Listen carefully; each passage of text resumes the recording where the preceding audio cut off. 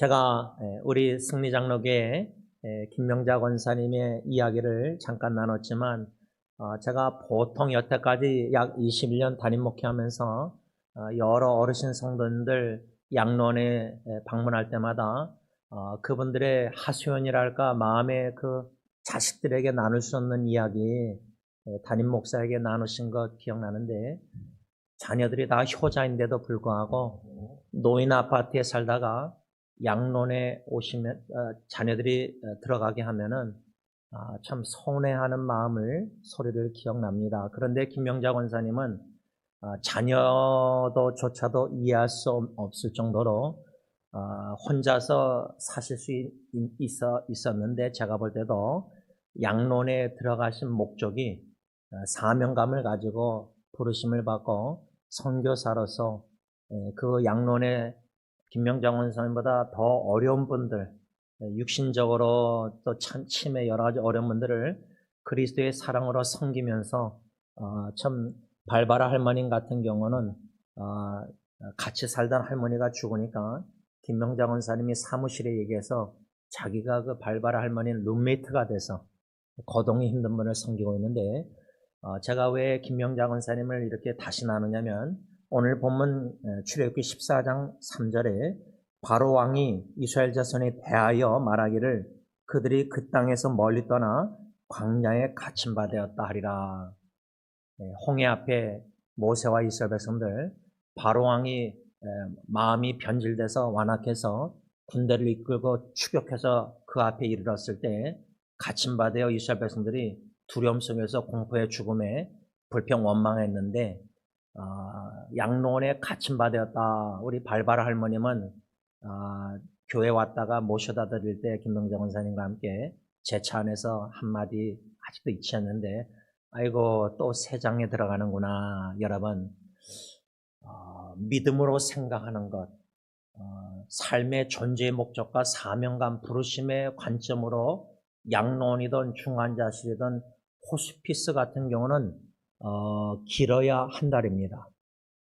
제가 밀워키까지 LAX 공항에 승리교회 목양실에 있는 세례기를 가지고 가방에 넣어서 시카고 가서 어느 지체를 픽업해서 렌트카를 해서 밀워키 갔을 때에 이제 세례를 받고 싶어 해서 예수님을 믿는지 구원의 확신이 있는지 질문했을 때 I have faith, 유대인 형제가 나는 믿음이 있습니다 해서 성부, 성자, 성령의 이름으로 세례를 베풀고 하룻밤 거기서 자고 LA로 돌아와서 일주일 후인 토요일날 전화했는데 호스피스에다 시신을 가져 나갔습니다.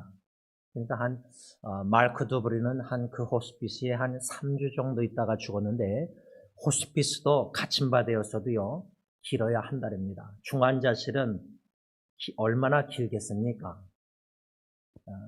양론은 그러나 길 수가 있습니다. 그런 양론이나 중환자실이나 호스피스를 홍해 앞에 이스라엘 백성처럼 갇힌 바 되었다 할 때에 바로왕이나 불신자 바로왕이나 하나님을 믿는 이스라엘 백성들조차도 불신의 생각으로 갇힌 바 되었다 생각. 그러면 가족들이 양론에 어머니, 아버님 모셨을 때 우리 엄마 아빠 갇힌 바 되었다. 또 치매 환자 박준희 권사님은 식구들이 가봤자 알아보지 못하니까 그런 갇힌 바 되었다는 가족들이 생각할 수가 있고요. 또 심지어 중환자실에 갇히고 호스피스에 갇혔다 생각할 뿐만 아니라 죽은 식구들을 생각할 때 유족들이 로질의 그 관안에 내 사랑하는 식구가 갇혀있다, 이런 생각을 하면서 슬퍼할 수도 있습니다. 충분히. 그런데 김명자 권사님처럼 믿음으로 우리가 생각할 때 그 갇힌 바 된 양론은 복음 전파, 예수 그리스도의 사랑으로 나보다 더 힘든 분 음식 흘렸을 때 대신 쓰레기 주워드리고 땅바닥에 닦아드리고 같이 워걸로 걷기 힘든 분들, 거동 힘든 분들을 옆에서 같이 걸어가지고 함께 해주고. 여러분, 갇힘이 귀해한다 할 때 복음 증거뿐만 아니라요, 복음에 합당한 예수 그리스도의 증인의 삶을 살 수 있는 좋은 기회인데, 그 증인의 복음에 합당한 삶은 양론이나 위기 가운데 있는 중환자실에 거동이 손가락도 스스로 움직일 수 없을 정도로 뇌출혈 막 여러 가지 어려운 막 뭔가 도와주고 뭔가 해주고 막 그게 사역인 줄 아는데요. 제가 어저께 아내하고 생일 축하 식사 1대1로 하면서 너무나 기쁘고 너무나 감사한 아내의 신앙 고백을 듣고 제가 한 두 사람에게만 승리교회 식구들은 나눴는데 다 나누지 못했는데 한 가지 뭐냐면요. 사역이라는 것은 그들과 함께 하는 거예요. 예를 들자면 여러분 동성애자들 바리새인처럼 저 사람들은 죄인이다. 선입관을 가지고 멀리하고 기피하고 그거는 복음에 합당한 증인의 삶이 아니에요. 그냥 예수 복음 전하는 척, 사랑하는 척, 가까이 다가가는 척, 척척하고 마음으로는 바리새인처럼 저 사람 죄인인데 이거는 가식이고 외식이에요. 근데 제가 아내를 통해서 아내 주위에 여자 동성애자들을 많이 붙여주시는 걸 보고요. 그냥 함께 하는 것, 그냥 그들이 사랑스러운 것, 그들이 좋아지는 것, 이게 사역이라고 저는 확신해요. 갇힌바되었을 때 양론에 중환자실에 호스피스에 그냥 그 사람들이 나에게 상처 입히고 그 사람들이 나를 괴롭히고 힘들게 하고 뭐 자식의 입장에서 부모님이 누워 있으면은 부모님으로 인해서 내가 입은 상처들도 생각날 거 아니에요. 그러나 복음에 합당한 증인의 삶의 귀한 갇힘의 기회는 그 모습 그대로 주님의 마음 심정으로 국리력 있는 마음으로 함께하는 것, 같이 있는 것, 옆에 있어주는 것, 사랑의 귀로 경청하고 공감하고 치유해주는 것, 예수님 대세상처럼 사역이 거창하게 뭘 많이 해주고 그게 아니라 임마누엘 하나님 함께 하시는 하나님 우리와 내가 너무 외롭고 골방에서 홀로 나의 마음을 아무도 이해 못하고 내가 나눠봤자 내 배우자도 내 고통을 느끼지 못하고 치유하지 못하고 그게 아니라 그게 기회입니다. 사람의 기대를 다 끊으시는 거는 기회예요. 관계를 끊으실 정도로 홀로 광야에 있는 게 기회가 그 외로운 광야가 헬리나의 말처럼 고독의 동산으로 하나님과 독대할 수 있는 좋은 기회. 하나님께 부르짖고 하나님만 의지하고 아빠 아버지를 찾으면서 이런 갇힘의 기회를 우리가 은혜를 축복을 누려야 된다는 거예요. 제가 2020년 10월 3일에 이해 못할 상황 속으로 보내시는 하나님이란 제목 아래 열왕기상 17장 8절에서 24절 말씀 중심으로 쓴 말씀 묵상글이 있습니다. 그 글의 한 부분만 짧게 나눕니다.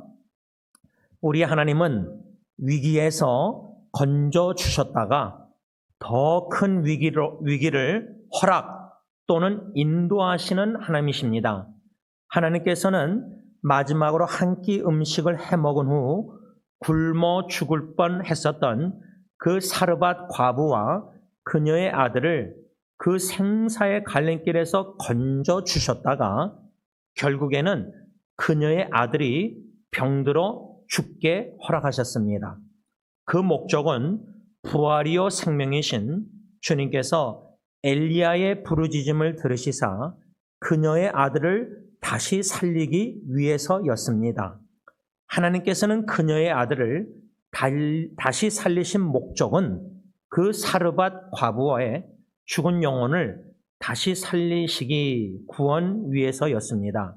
그리고 그녀로 하여금 엘리야가 하나님의 사람이시요 당신 엘리야의 입에 있는 여호와의 말씀이 진실한 줄 알게 하기 위해서였습니다.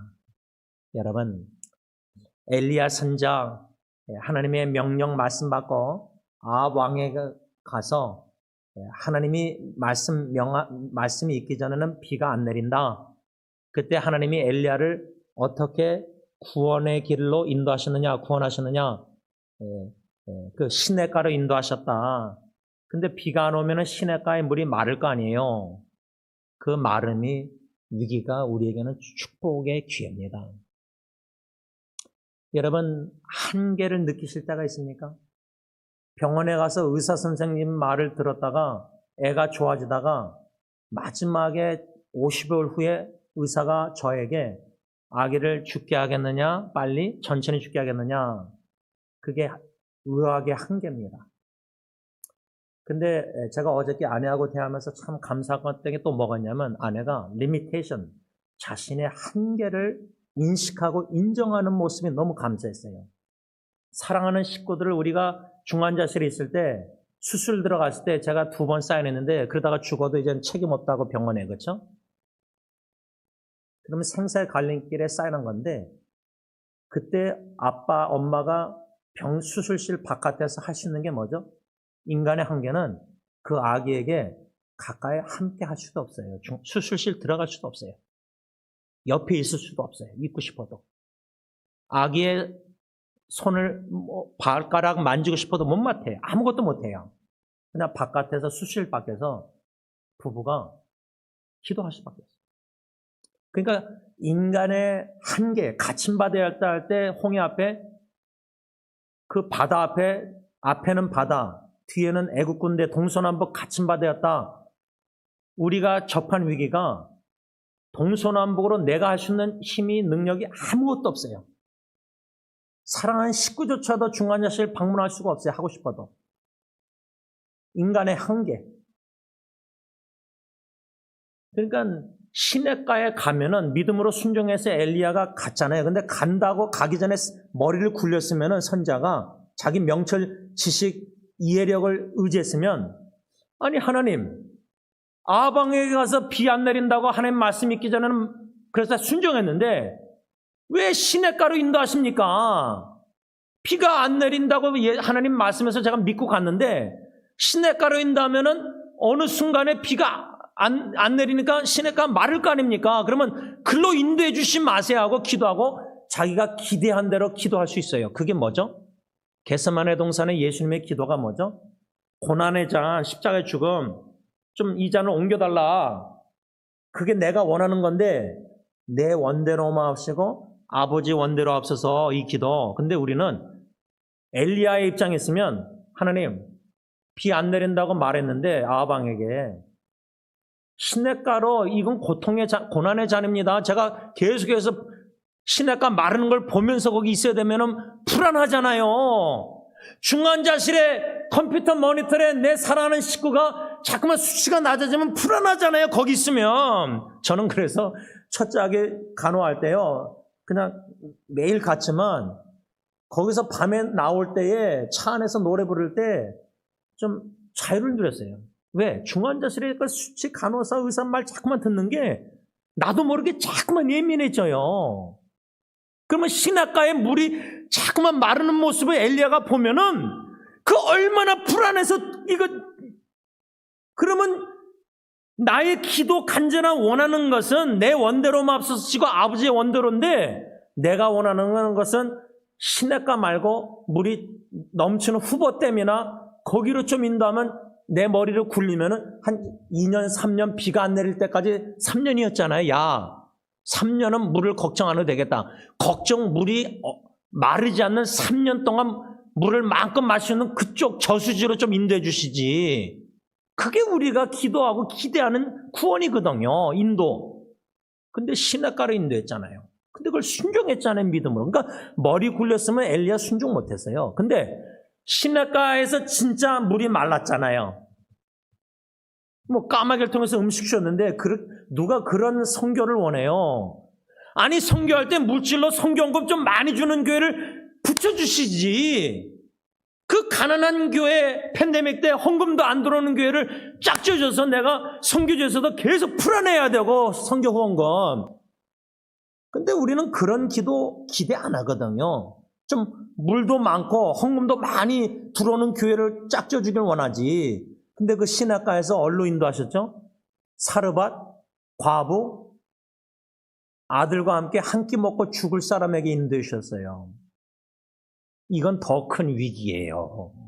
시냇가는 그래도 물이 안 마를 정도로 3년은 버틸 수 있는, 2년은 버틸 수 있는 물이었을 텐데, 아니 이거는 한 끼 먹고 죽을 여자한테 인도하면 어떻게 해요? 좀 돈이 그래도 한 1년, 2년 먹고 살 과부한테 인도해주면 선교 헌금도 좀 더 들어올 텐데, 돈 많은 과부면은 예수 믿는. 근데 그 기적 기억나시죠? 과부에게 엘리야가 그릇 가져라 해서 기름 막 계속 부어가지고 먹고 살게 됐는데 좋아질 때 그렇게 기적 이뤘는데, 기적 경험했는데 이 과부가, 그 다음에 과부가 경험한 게 뭐였죠? 자식이 죽어버려요. 이거는 여러분 잘 보세요. 한 끼에 해먹고 죽으려고 그랬어요, 과부가. 근데 엘리야가 오는 바람에 기적을 경험해서 기름을 그래서 오래 살게 됐잖아요. 근데 오래 살게 되니까 기대가, 한 끼 먹고 죽으려고 했던 사람이 기적을 경험해서 오래 좀 더 살게 되니까, 근데 자식이 죽어버리니까 원망 안 하겠어요? 근데 어차피 엘리야를 통해서 기적을 경험 안 했으면 한 끼 먹고 죽었던 자기와 자식이었거든요. 근데 기대가 뭐예요? 하나님의 은혜 경험하면, 기적 경험하면 자식이 죽으니까 원망할 수 있잖아요. 이게 우리의 모습이에요. 한 끼 먹고 죽고자 했는데 하나님의 기적적으로 내 사랑하는 제 자녀가 죽을 뻔했는데 수술해서 살았거든요. 그리고 두 번째 또 큰 수술해서 사인했어요. 근데 그때도 살았거든요. 그러면 기대감이 들잖아요. 하나님의 기적을 경험하니까 살려주시려는가 보다. 근데 의사가 와서 결혼기념일 날, 주일날 사역 마치고 갔는데 빨리 죽게 하겠냐, 전치 죽게 하겠냐. 그러니까 예수 믿을 때 하나님의 행하심에 기적을 경험하면 기대가 부풀어 올라요. 그러니까 이 어머니도 아들이 죽으니까, 한 끼 먹고 죽으렸던 사람이 잘 먹고 살다가 갑자기 죽으니까 기대했었는데 자식이 죽어버리니까 그 충격이 얼마나 하나님 원망스럽겠어요. 엘리야 선자가 기적을 경험했던 사람인데. 그러니까 우리가 하나님의 은혜 기적, 죽을 뻔했던 사람이 살아나고, 제 장인어른은 6개월밖에 못 산다고 폐암 말기 의사가 그랬는데 더 사시고, 아니 여기 얼반병원에 와서 6번이나 죽을 준비하라 그랬는데 묘지까지 준비했는데 또 살아나시고. 그러면 의학적으로 죽는다고 했다가 의사가 사니까 자꾸만 이 기대가 좀 죄송하지만 헛된 기대도 될 수 있을 것 같아요. 믿음으로만 하나님만 의지 안 하고 자꾸만 하나님의 행하심에 의사의 말을 듣고 헛된 기대를 품게 되니까, 이젠 사는가 보다. 근데 빨리 죽게 하겠냐, 전체 죽게 하겠냐. 그러니까 이 아기 엄마도, 과부도 이미 죽을 뻔했는 자식인데 죽으니까 서운한 거예요. 그 자식을 병들어 죽게 하셨을 때, 허락하셨을 때, 왜 하나님은 이 과부에게 한 끼 먹고 죽을 뻔하던 그 위기에서 진짜 아들이 죽는 더 큰 위기로 인도하셨는가? 이 질문이에요. 이건 참 심각한 질문이에요. 여러분들 자식을 후손위해서 기도할 때 배우자나 가정 위기, 그 위기인데 내가 볼 땐 여러분은 위기의식이 있어야 돼요. 우리 자식들 후손들이요, 위기를 믿음으로 바라봐야 돼요.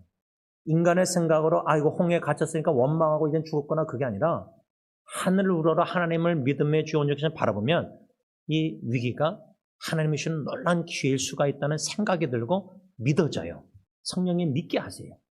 그러면 우리의 기도가 상황에 초점 맞추고 눈으로 보고 신앙이 아니라, 고린도서 뭐랬죠? Walk by faith, not by sight. 보는 대로 살지 말고 믿음으로 살라. 믿음으로 생각하고 믿음으로 살고 믿음으로 말하고 믿음으로 행동하고 믿음으로 기도 부탁하게 돼요. 이 자녀의 죽음이 목적이 뭐냐? 부활이요 생명이신 주님께서 엘리야의 부르짖음을 들으시사 그녀의 아들을 다시 살리기 위해서. 그러면 여러분, 과부의 입장에서요, 한 끼 먹고 죽으려고 그랬는데 아들하고 기름의 기적을 엘리야 종을 보내가지고 경험했어요. 근데 더 큰 위기로 인도하셔서 아들이 죽어버렸어요. 근데 그 아들이 살아났어요. 그러면 한 끼에 이 음식 먹고 죽으려고 했다가 살아난 거하고 진짜 아들이 죽었다가 부활한 거하고 어느 기적이 더 놀라운 기적이에요. 그러니까 위기에서 더 큰 위기로 인도하셨는데 더 큰 위기에서 더 큰 기적을 경험케 하셨어요. 그러면 믿음의 자세는 간절히 기도하는 사랑하는 식구들의 위기, 생사의 갈림길, 중환자실에서 죽음, 공포, 두려움, 제일 큰 위기가 나의 죽음보다 내 사랑하는 배우자나 자식, 후손의 죽음 아니에요? 나의 죽음은 괜찮잖아요. 그렇죠? 믿음으로 주님 앞에 영원한 나라 입성해서 영원히 사니까 그게 더 좋은 거죠. 우린 사나 죽거나 주의 것 주님 죽음을 통해서 주님 영광 돌리다 죽으면 잘했다 칭찬받으면 더 큰 상급이잖아요. 근데 제일 연약한 것을 사탄이 공격하는데 우리 제일 취약점 아킬레스가 뭐죠? 사랑하는 식구예요. 나는 죽어도 괜찮은데 내 배우자 자식은 더 나보다 오래 살기를 원하는 이런 인간의 연민의 마음과 마음이 있어요. 생각이. 그게 비워야 되는데 내려놓기가 아니라 그건 진짜 빌립보서 2장 8절 예수님이 자기를 비웠다 그랬는데 이게 안 비워져요. 나는 죽는 거 괜찮은데 내 사랑하는 식구들의 성도님들의 사랑하는 지체들 사랑하는 사람들 이게 잘 안 비워져요. 하나님께 안 맡겨져요. 잘. 그걸 못 비우고 있어요. 근데 아들이 죽었다가 살아났다. 그 목적이 뭐냐? 두 가지예요. 그 과부의 죽은 영혼을 거듭나게 중생하게 구원하기 위해서요. 그러니까 예수 안 믿는 식구들이 지금 위기에 있어요. 제가 인터넷에 지금 기도하는 지체들 중에 오늘 새벽에도 지체들이 자기 어머니, 자기 남편 뇌출혈로 쓰러지고 어머니 다 이런 분들 또 우리 선영자매 같은 경우는 어머니가 지금 위기인데 언니들 4명 형부들 아버지 다 안 믿어요. 근데 그 아버님이 내 주를 가까이 하게 하면 찬양 이거 드린 거 보면은 다 옛날에 교회 다녔던 분들 같아요. 지금 여러분 존 웨그너나 예리나 딜런 준 이 대학 사역자들 전도한 영혼들 복음 전한 영혼들 구원 믿은 간증들 들어보면 다 옛날에 교회 다녔던 젊은이들이에요. 근데 그런 위기 가운데 사랑하는 어머니, 사랑하는 남편 이렇게 영혼 구원을 위해서 기도하는 이 지체들 보면서 또 지연자매라고 이제 남동생이 이제 4개월밖에 못 산다 그랬는데 지금 이렇게 살면서 지금 위기에 접했어요. 더 이상 이제 항암 치료를 할 수 없다고 제 종미자매도 지금 화상으로 제가 20년째 지금 수술 이렇게 여러 번 교제하면서 대학교 교수님 의사가 이제 더 이상 할 게 없습니다. 이게 나오면요. 그 한마디 듣잖아요. 버스 타고 집에 돌아올 때 그 무너지는 마음은 진짜 홀로 하나님 앞에서 우는 그 눈물은 피눈물이에요. 제가 볼 때. 근데 그런 참 위기 가운데서도 그 위기의 목적이 뭐냐? 영혼 구원이다 하고 이 과부에 그러면 저는 제가 육신의 죽음을 접할지라도 여러분들에게 설교 간증했잖아요. 저희 집 막둥이 예훈이가 예수 믿고 거듭나서 영혼만 구원받으시다면 하나님 저를 불러가세요. 육신에서요. 뭐 나는 육신이 죽어도 난 영원한 나라 내가 가고 싶은 천국에서 주님 만나니까 그게 더 좋으니까 바울이 빌립보서 내가 죽어서 주님과 함께 있는 게 더 좋지만 갈림길에서 내가 남아있는 존재 목적은 빌립보교회 너희들의 믿음과 기쁨의 진보를 위해서다. 삶의 존재의 목적이 뚜렷했잖아요. 근데 죽는 게 더 좋다 그랬거든요. 근데 제가 죽어서라도 예언이가 예수만 믿을 수 있다면 그런 마음을 주셔서 기독해 하셨는데 제 육신도 살게 하시고 아직도 저 할 일이 더 하나님이 뜻이 있는 것 같아요. 예언이도 구원해 주시고 그래서 이 사랑하는 지체들 여러분들 성도님들 가정 배우자 자식들 손주들 구원을 위해서 기도할 때 그 중환자실 호스피스 그 삶과 죽음의 위기가 이 과부의 영혼 구원처럼 아들의 죽었다 살아남으로 영혼 구원의 놀라운 큰 기회예요. 더 큰 위기가 더 큰 구원의 기회예요. 이게 첫 번째고요. 마지막 한 가지 더 나누고 싶은 건 두 번째. 이 과부가 뭐라고 고백하냐면요. 엘리야에게 뭐라고 말하냐면 하나님의 사람이시여 당신의 입에 있는 여호와의 말씀이 진실한 줄 알게 되는 거예요. 저는 이 말씀을 묵상할 때 우리가 가침이 기회입니다 할 때 5가지 기회라고 그랬잖아요. 나의 무능력한 무기력함을 뼈저리게 깨닫는 기회. 두 번째 하늘을 우러러 하나님만 바라보고 의지할 수 있는 기회. 세 번째가 뭐랬죠? 호세아 2장 14절 확성기로 하나님의 약속의 말씀을 들을 수 있는 좋은 기회. 저는 첫째 아기 예리 다 경험했잖아요. 약속의 말씀 받았는데 그 신명기 8장 3절에 왜 광야에 40년 걷게 하셨죠? 사람이 떡으로만 사는 게 아니라 병원의 중환자실의 위기 호스피스다 보면요.